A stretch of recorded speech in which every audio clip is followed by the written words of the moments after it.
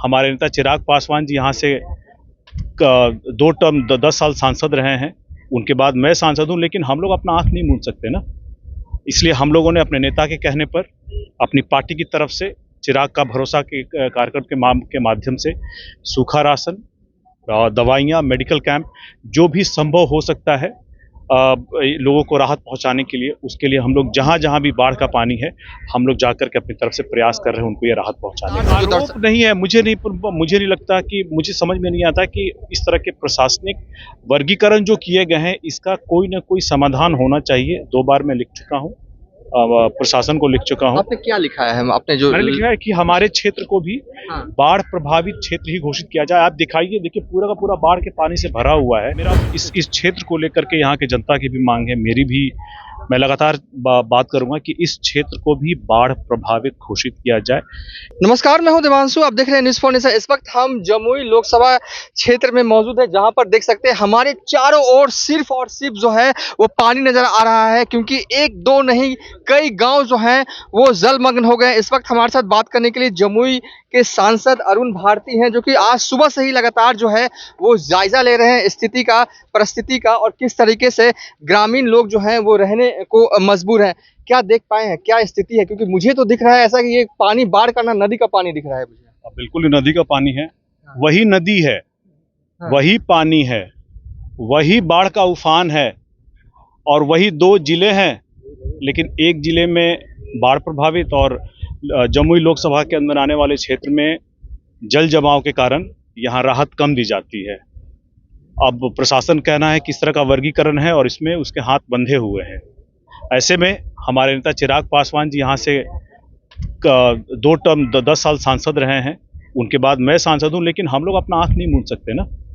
इसलिए हम लोगों ने अपने नेता के कहने पर अपनी पार्टी की तरफ से चिराग का भरोसा के कार्यक्रम के माध्यम से सूखा राशन, दवाइयाँ, मेडिकल कैंप, जो भी संभव हो सकता है लोगों को राहत पहुंचाने के लिए, उसके लिए हम लोग जहां जहां भी बाढ़ का पानी है, हम लोग जाकर के अपनी तरफ से प्रयास कर रहे हैं उनको ये राहत पहुंचाने का।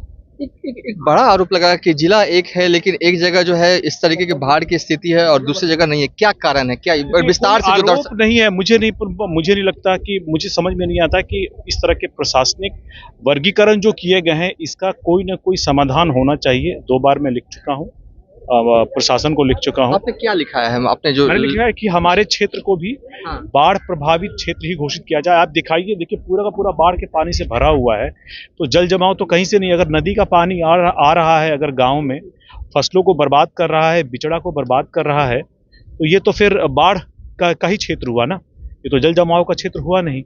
बिल्कुल, फसल तो यहाँ दिख ही नहीं रहे, सिर्फ पानी ही पानी दिख रहा है। चाहे बिचड़ा बह चुका है, सारा बिचड़ा बह चुका है। कई मकाने मैंने देखा कि डूबे हुए हैं, सरकारी भवन, स्कूलों में, सरकारी भवन तक डूबे हुए हैं, सरकारी स्कूल तक डूबे हुए हैं। तो इस क्षेत्र को भी मेरी आग्रह है कि इस क्षेत्र को भी बाढ़ प्रभावित घोषित किया जाए।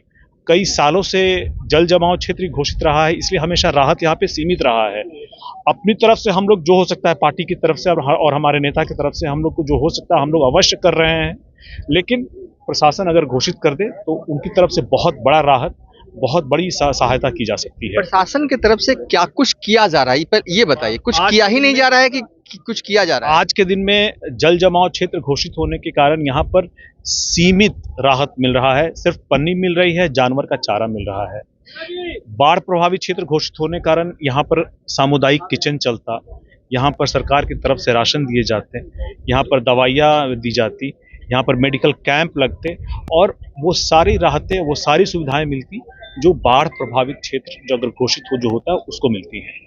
और मुझे एक बेबसी नजर आ रही है जब आप बोल रहे हैं ना, तो एक गजब सा एक दुख का भाव आपके जो है वो शब्द में नजर आ रहा है, क्योंकि आप एनडीए के सांसद हैं।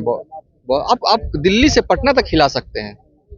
देखिए, आप इस क्षेत्र में जब आइएगा, गांव वालों से बात कीजिएगा, उनकी व्यथा को सुनिएगा, तो आप भी व्यथित होइएगा इस चीज को लेकर के कि आप जहां से सांसद हैं और वहां अगर बाढ़ का पानी आया हुआ है और वो अलग अलग वर्गीकरण के कारण आप यहाँ पर वो राहत नहीं दे पा रहे हैं, तो आप में भी ये बेबसी आएगी।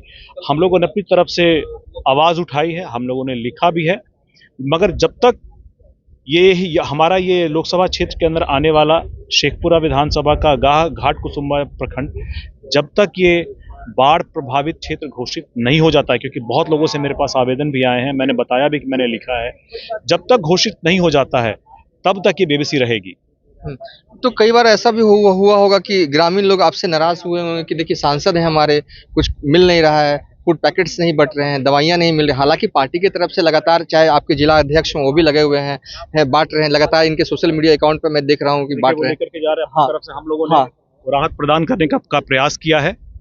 हमारे नेता चिराग का प्रयास के माध्यम से हम लोग, चिराग का भरोसा के माध्यम से ये प्रयास कर रहे हैं, ये प्रयास आगे भी जारी रहेगा। हाँ। बूढ़े शख्स हैं जिन्हें एक फूड पैकेट, उस फूड पैकेट में क्या क्या दिया है आप लोगों ने? उसमें सूखा राशन जो हो सकता है संभव, उसमें हम लोगों ने सब कुछ दिया है।